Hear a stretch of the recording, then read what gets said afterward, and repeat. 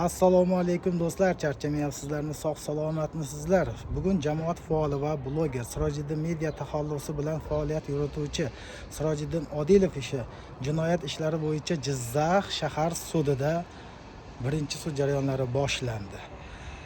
Sudya ma'lumotlarga ko'ra sudya foto va audioga ruxsat berishdi, biroq video tasvirlarga ruxsat berishmadi. Prokuror ayblov xulosasini o'qib eshittirdi.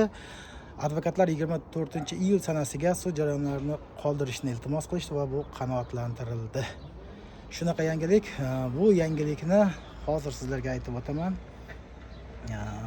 Hasan Suyunov Facebook tarmog'ida qoldirdi. Xullas, suratda ko'rib turganlaringizdek Sirojiddin Odilovni 30-40 kilogacha ozib ketganini aytib o'tgan Abdurahmon Tashanov aytib o'tgandek, suratda ko'rganingizdek bu o'z tasdig'ini topyapti. Sirojiddin Odilov ancha ozib ketganini ko'rishingiz mumkin. Bu iddaolar shunchaki keltirilmagan, balki faktga asoslanganligini bugun guvohi bo'lib o'tyapmiz. Men qo'rqqandim, shu narsadan qo'rqqandimki, meni xavotirga olgan narsa shu edi. Videoga olishga ruxsat berishmasa kerak deb o'ylagandim. Shu holat ro'y berdi. Afsuski, sud jarayonlarini video tasvirga olinganda Sirojiddin Mediani o'sha arizachilari deb aytilayotgan va o'sha jabrlanuvchilar deyilayotgan insonlarni ham biz eshitishga va Sirojiddin Mediani ham eshitishga muvaffaq bo'lardik. O'shanda xolis bo'lardi hammasi.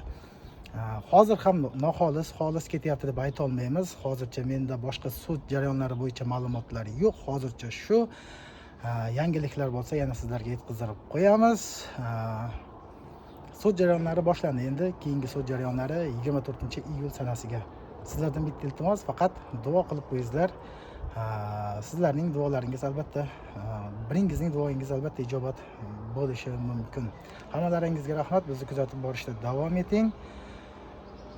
Batafsil ma'lumotlarni, yangiliklar bo'lib qoladigan bo'lsa jonli efirlarda aytib o'tamiz. Hammalaringizga rahmat, sog' bo'lingizlar, salomat bo'lingizlar.